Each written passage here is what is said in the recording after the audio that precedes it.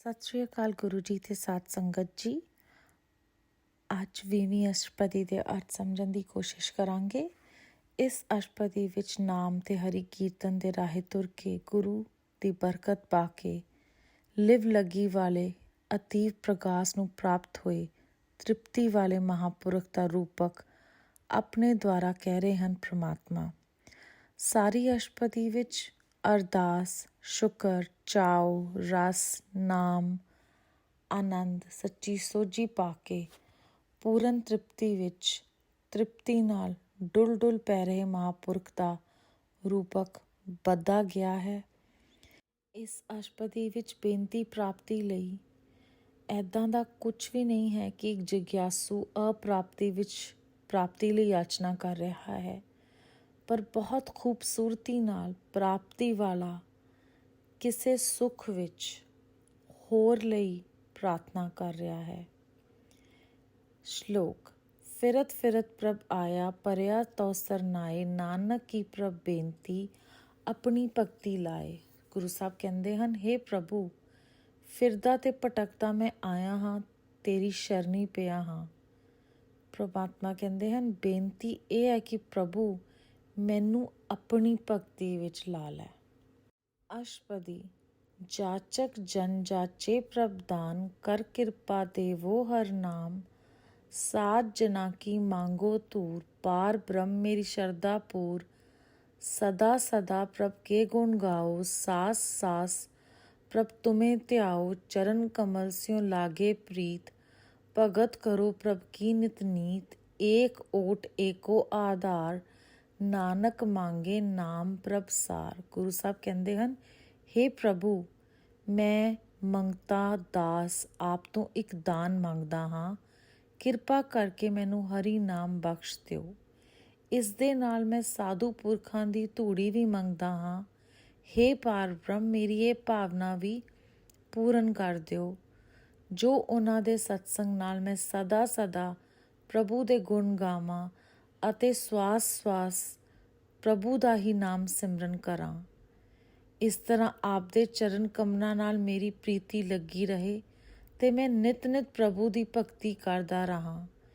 ਇੱਕੋ ਤੂੰ ਮੇਰੀ ਓਟ ਹੋਵੇਂ ਪ੍ਰਮਾਤਮਾ, ਇੱਕੋ ਤੂੰ ਮੇਰਾ ਆਸਰਾ ਹੋਵੇਂ।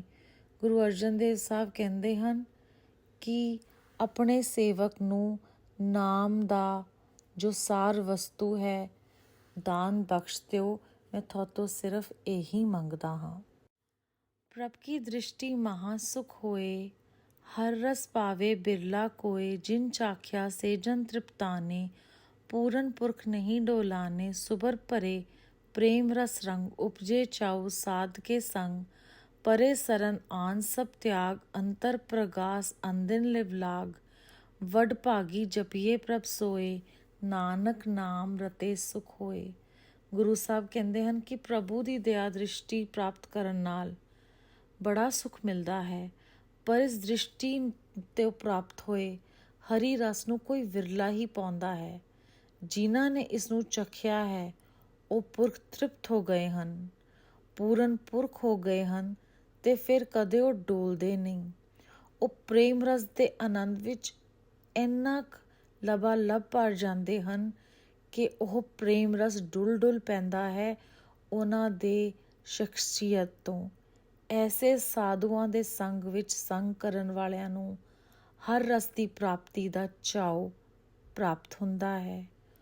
ਹੋਰ ਸਭ ਕੁਝ ਦੇ ਪਿਆਰ ਦਾ ਤਿਆਗ ਕਰਕੇ ਜੋ ਲੋਕ ਪ੍ਰਮਾਤਮਾ ਦੀ ਸ਼ਰਨੀ ਆ ਪਏ ਹਨ, ਉਹਨਾਂ ਦੀ ਦਿਨ ਰਾਤ ਵਾਹਿਗੁਰੂ ਵਿੱਚ ਲਿਵ ਲੱਗ ਜਾਂਦੀ ਹੈ ਤੇ ਉਹਨਾਂ ਦੇ ਅੰਦਰ ਪ੍ਰਕਾਸ਼ ਹੋ ਜਾਂਦਾ ਹੈ। ਪਰ ਇਹ ਕਿਰਪਾ ਦ੍ਰਿਸ਼ਟੀ ਲੈਣ ਲਈ ਵੱਡੇ ਭਾਗਾਂ ਵਾਲਿਆਂ ਨੇ ਉਸ ਪ੍ਰਭੂ ਨੂੰ ਜਪਿਆ ਹੈ।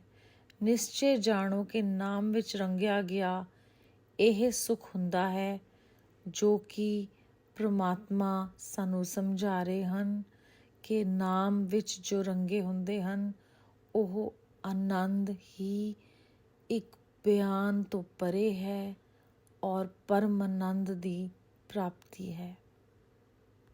ਸੇਵਕ ਕੀ ਮਨਸਾ ਪੂਰੀ ਪਈ, ਸਤਿਗੁਰ ਕੇ ਨਿਰਮਲ ਮਤ ਲਈ, ਜਨ ਕੋ ਪ੍ਰਭ ਹੋਇਓ ਦਿਆਲ, ਸੇਵਕ ਕੀਨੋ ਸਦਾ ਨਿਹਾਲ, ਬੰਧਨ ਕਾਟ ਮੁਕਤ ਜਨ ਭਇਆ, ਜਨਮ ਮਰਨ ਦੁਖ ਭਰਮ ਗਿਆ, ਇਚ ਪੁੰਨੀ ਸਰਦਾ ਸਭ ਪੂਰੀ, ਰਵ ਰਿਹਾ ਸਤਸੰਗ ਹਜੂਰੀ, ਜਿਸਕਾ ਸਾਤਿਨ ਲਿਆ ਮਿਲਾਏ, ਨਾਨਕ ਭਗਤੀ ਨਾਮ ਸਮਾਏ। ਗੁਰੂ ਸਾਹਿਬ ਕਹਿੰਦੇ ਹਨ, ਜਿਸ ਨੇ ਸਤਿਗੁਰੂ ਤੋਂ ਨਾਮ ਸਿਮਰਨ ਦੇ ਨਿਰਮਲ ਮਤ ਲੈ ਲਈ ਹੈ, ਉਹ ਸੇਵਕ ਦੀ ਦਿਲੀ ਮੁਰਾਦ ਪੂਰੀ ਹੋ ਗਈ ਹੈ। ਸੇਵਕ ਨੇ ਨਾਮ ਜਪਿਆ, ਫਿਰ ਸੇਵਕ ਨੇ ਤੇ ਪ੍ਰਭੂ ਦਿਆਲ ਹੋ ਗਿਆ ਤੇ ਉਸਨੇ ਸੇਵਕ ਨੂੰ ਸਦਾ ਲਈ ਨਿਹਾਲ ਕਰ ਦਿੱਤਾ। ਉਹ ਸੇਵਕ ਬੰਧਨਾਂ ਨੂੰ ਕੱਟ ਕੇ ਮੁਕਤ ਹੋ ਗਿਆ। ਨਾਲ ਹੀ ਉਸਦਾ ਜੰਮਣਾ ਮਰਨਾ, ਇਹ ਸਭ ਦੁੱਖਾਂ ਦੇ ਭਰਮ ਤੋਂ ਦੂਰ ਹੋ ਗਿਆ।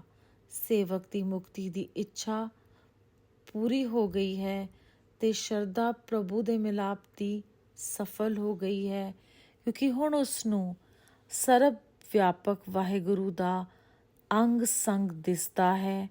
ਉਹ ਆਪਣਾ ਆਪਾ ਉਸ ਵਾਹਿਗੁਰੂ ਦੀ ਹਜ਼ੂਰੀ ਵਿੱਚ ਪ੍ਰਤੀਤ ਕਰਦਾ ਹੈ। ਜਿਸ ਦਾ ਉਹ ਦਾਸ ਬਣਿਆ ਸੀ, ਉਸਨੇ ਦਾਸ ਨੂੰ ਆਪਣੇ ਨਾਲ ਮਿਲਾ ਲਿਆ। ਸੋ ਨਿਸ਼ਚੇ ਜਾਣੋ ਕਿ ਭਗਤੀ ਕਰਕੇ ਹੀ ਨਾਮ ਵਿੱਚ ਸਮਾਈਦਾ ਹੈ ਔਰ ਇਹ ਉਹਨਾਂ ਦੀ ਕਿਰਪਾ ਹੁੰਦੀ ਹੈ। ਗੁਰੂ ਅਰਜਨ ਦੇਵ ਸਾਹਿਬ ਸਾਨੂੰ ਇਹ ਸਮਝਾ ਰਹੇ ਹਨ। ਸੋ ਕਿਉ ਵਿਸਰੇ ਜੇ ਕਾਲ ਨ ਭਾਨੇ, ਸੋ ਕਿਉ ਵਿਸਰੇ ਜੇ ਜੀਆ ਜਾਣੇ, ਸੋ ਕਿਉ ਵਿਸਰੇ ਜਿਨ ਸਭ ਕਿਛ ਦਿਆ, ਸੋ ਕਿਉ ਬਿਸਰੇ ਜੇ ਜੀवन जिया, सो क्यों बिसरे जे अगन में राखे, गुर प्रसाद को बिरला लाखे, सो क्यों बिसरे जे बीकते काटे, जन्म जन्म का टूटा गांडे, गुर पूरे तत एह बुझाया, प्रभ अपना नानक जन ਧਿਆਇਆ। ਗੁਰੂ ਸਾਹਿਬ ਕਹਿੰਦੇ ਹਨ, ਉਹ ਪ੍ਰਭੂ ਸਾਨੂੰ ਕਿਉਂ ਵਿਸਰੇ ਜੋ ਕਿਸੇ ਦੀ ਕੀਤੀ ਮਿਹਨਤ ਦੀ ਕਮਾਈ ਐਵੇਂ ਨਹੀਂ ਗਵਾਉਂਦਾ। ਉਹ ਕਿਉਂ ਵਿਸਰੇ ਜੋ ਕੀਤੀ ਨੂੰ ਜਾਣਦਾ ਹੈ।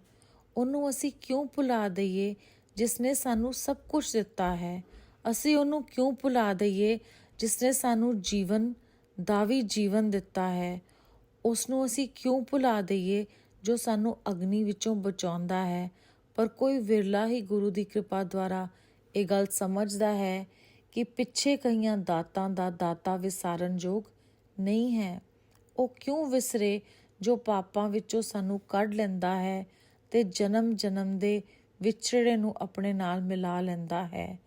ਪੂਰੇ ਗੁਰੂ ਨੇ ਇਹ ਤੱਤ ਅਸਲੀ ਸਿਧਾਂਤ ਸਮਝਾਇਆ ਹੈ ਜੋ ਅਸੀਂ ਦੱਸਿਆ ਹੈ। ਇਸ ਕਰਕੇ ਦਾਸਾਂ ਨੇ ਆਪਣੇ ਪ੍ਰਭੂ ਹੀ ਨਿਤ ਧਿਆਇਆ ਹੈ। ਗੁਰੂ ਸਾਹਿਬ ਸਾਨੂੰ ਇਹ ਸਮਝਾ ਰਹੇ ਹਨ।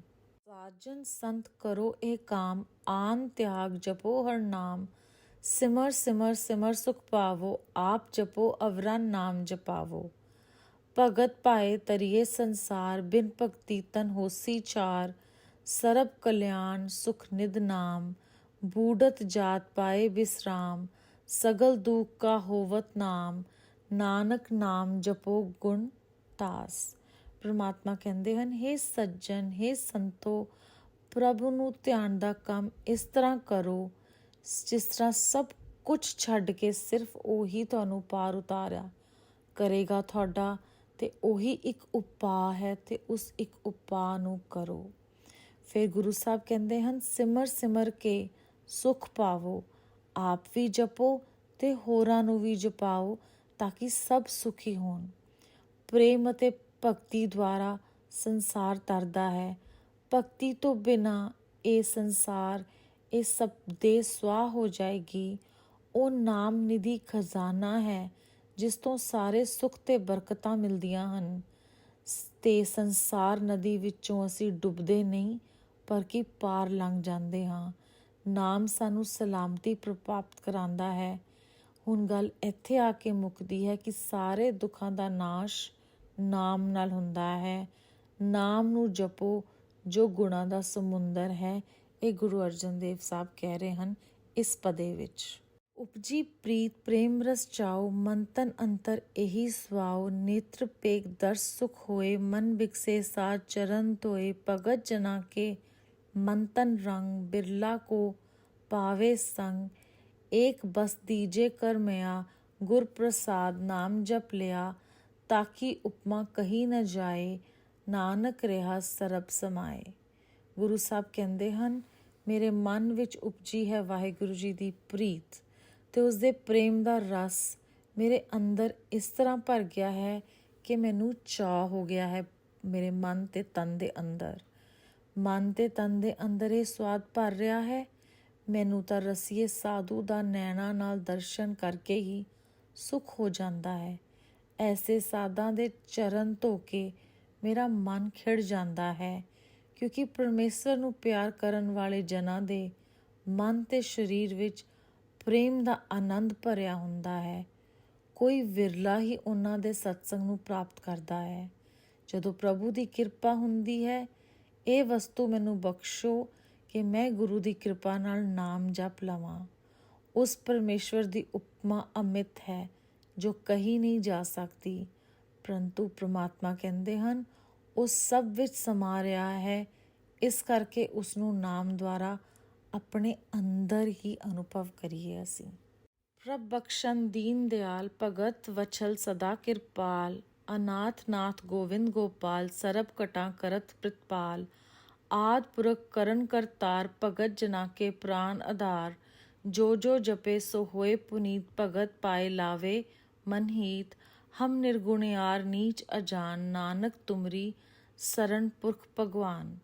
ਗੁਰੂ ਸਾਹਿਬ ਕਹਿੰਦੇ ਹਨ, ਹੇ ਪ੍ਰਭੂ, ਹੇ ਬਖਸ਼ਣਹਾਰ ਪ੍ਰਭੂ, ਹੇ ਗਰੀਬਾਂ ਦੇ ਦਿਆਲ ਪ੍ਰਭੂ, ਹੇ ਭਗਤਾਂ ਨੂੰ ਪਿਆਰ ਕਰਨ ਵਾਲੇ ਤੇ ਉਹਨਾਂ ਉੱਤੇ ਸਦਾ ਕਿਰਪਾਲ, ਹੇ ਅਨਾਥਾਂ ਦੇ ਨਾਥ, ਸਗੋਂ ਸ੍ਰਿਸ਼ਟੀ ਦੇ ਰੱਖਿਅਕ, ਹੇ ਸ੍ਰਿਸ਼ਟੀ ਦੇ ਪਾਲਨਹਾਰ, ਤੁਸੀਂ ਜੇ ਸਾਰੇ ਜੀਵਾਂ ਦੀ ਪ੍ਰਤਪਾਲਨਾ ਕਰਦੇ ਹੋ, ਸਭ ਤੇ ਆਦਿ ਪੁਰਖ ਆਪ ਹੀ ਹੋ, ਆਪ ਸਭ ਦਾ ਮੁੱਢ ਹੋ, ਆਪ ਸਭ ਦੇ ਰਚਨਹਾਰ ਹੋ, ਪਰ ਆਪਣੇ ਭਗਤ ਜਨਾਂ ਤੇ ਤਾਂ ਪ੍ਰਾਣਾਂ ਦਾ ਆਧਾਰ ਤੁਸੀਂ ਹੀ ਹੋ। ਜੋ ਜੋ ਆਪ ਨੂੰ ਜਪਦਾ ਹੈ ਤੇ ਭਗਤੀ ਭਾਵਨਾ ਨਾਲ ਮਨ ਦਾ ਹਿੱਤ ਆਪ ਵਿੱਚ ਲਾਉਂਦਾ ਹੈ, ਉਹ ਪਵਿੱਤਰ ਹੋ ਜਾਂਦਾ ਹੈ। ਐਸੇ ਗੁਣ ਨਿਧੀ ਪ੍ਰਭੂ, ਹੇ ਪੁਰਖ ਭਗਵਾਨ, ਅਸੀਂ ਸ਼ੁਭ ਗੁਣਾਂ ਦੀ ਰਹਿਤ ਤੁਹਾਨੂੰ ਜਾਣਦੇ ਹਾਂ। ਅਸੀਂ ਨੀਚ ਹਾਂ, ਅਣਜਾਣ ਹਾਂ, ਪਰ ਤੁਹਾਡੀ ਸ਼ਰਨ ਵਿੱਚ ਆ ਗਏ ਹਾਂ। ਤੁਸੀਂ ਸਾਨੂੰ ਬਚਾ ਲਓ, ਤੁਸੀਂ ਸਾਨੂੰ ਬਖਸ਼ ਲਓ। ਇਹ ਤੁਹਾਡੇ ਅੱਗੇ ਅਰਦਾਸ ਕਰਦੇ ਹਾਂ। ਗੁਰੂ ਸਾਹਿਬ ਸਾਨੂੰ ਇੱਥੇ ਇਹ ਪ੍ਰੇਰਨਾ ਦੇ ਰਹੇ ਹਨ। ਵੈਕੁੰਠ ਮੁਕਤ ਮੋਖ ਪਾਏ, ਏਕ ਨਿਮਕ ਹਰ ਕੇ ਗੁਣ ਗਾਏ, ਅਨਿਕ ਰਾਜ ਭੋਗ ਵਡਿਆਈ, ਹਰ ਕੇ ਨਾਮ ਕੀ ਕਥਾ ਮਨ ਭਾਈ, ਬਹੁ ਭੋਜਨ ਕਾ ਪਾਰ ਸੰਗੀਤ, ਰਸਨਾ ਜਪਤੀ ਹਰ ਹਰ ਨੀਤ, ਭਲੀ ਸੁ ਕਰਨੀ ਸੋਭਾ ਤਨਵੰਤ, ਹਿਰਦੇ ਬਸੇ ਪੂਰਨ ਗੁਰਮੰਤ, ਸਾਧ ਸੰਗ ਪ੍ਰਭ ਦੇ ਨਿਵਾਸ, ਸਰਬ ਸੂਖ ਨਾਨਕ ਪਰਗਾਸ। ਗੁਰੂ ਸਾਹਿਬ ਕਹਿੰਦੇ ਹਨ, ਜੋ ਇੱਕ ਪਲ ਹਰੀ ਦੇ ਗੁਣ ਗਾ ਲਿੱਤੇ ਹੋਣ ਤਾਂ ਸਾਰੇ ਬੈਕੁੰਠ, ਸਾਰੀਆਂ ਮੁਕਤੀਆਂ ਤੇ ਖਲਾਸੀਆਂ ਪਾ ਲਈਦੀਆਂ ਹਨ। ਹਰੀ ਦੇ ਨਾਮ ਦੀ ਕਥਾ ਮਨ ਵਿੱਚ ਜਦੋਂ ਭਾ ਜਾਂਦੀ ਹੈ ਤਾਂ ਜਾਣ ਲਓ ਕਿ ਅਨੇਕ ਰਾਜ ਭੋਗ ਵਡਿਆਈਆਂ ਪਾ ਲਈਦੀਆਂ ਹਨ। ਅਨੇਕ ਭੋਜਨ, ਅਨੇਕ ਕੱਪੜੇ ਤੇ ਅਨੇਕ ਤਰ੍ਹਾਂ ਦੇ ਗਾਣੇ ਪ੍ਰਾਪਤ ਹੋ ਜਾਂਦੇ ਹਨ। ਜੇ ਰਸਨਾ ਤੋਂ ਵਾਹਿਗੁਰੂ ਵਾਹਿਗੁਰੂ ਨਿਤ ਜਪਣ ਲੱਗ ਜਾਈਏ ਤਾਂ ਹਿਰਦੇ ਵਿੱਚ ਪੂਰਨ ਗੁਰੂ ਦਾ ਮੰਤਰ ਵਸ ਜਾਂਦਾ ਹੈ।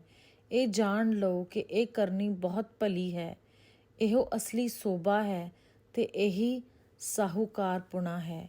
ਸੋ ਕਹਿੰਦੇ ਹਨ, ਪ੍ਰਭੂ ਪ੍ਰਮਾਤਮਾ ਦੀ ਇਹ ਅਰਦਾਸ ਹੈ ਕਿ ਆਪਣੇ ਸਾਧਾਂ ਦੇ ਸੰਗ ਵਿੱਚ ਨਿਵਾਸ ਬਖਸ਼ੋ, ਜਿੱਥੇ ਵਸਦਿਆਂ ਸਾਰੇ ਸੁੱਖ ਆਪ ਪ੍ਰਗਟ ਹੁੰਦੇ ਹਨ। ਸ਼ੁਕਰਾਨਾ ਗੁਰੂ ਜੀ ਮਹਾਰਾਜ, ਸ਼ੁਕਰਾਨਾ ਬੇਅੰਤ ਸ਼ੁਕਰਾਨਾ।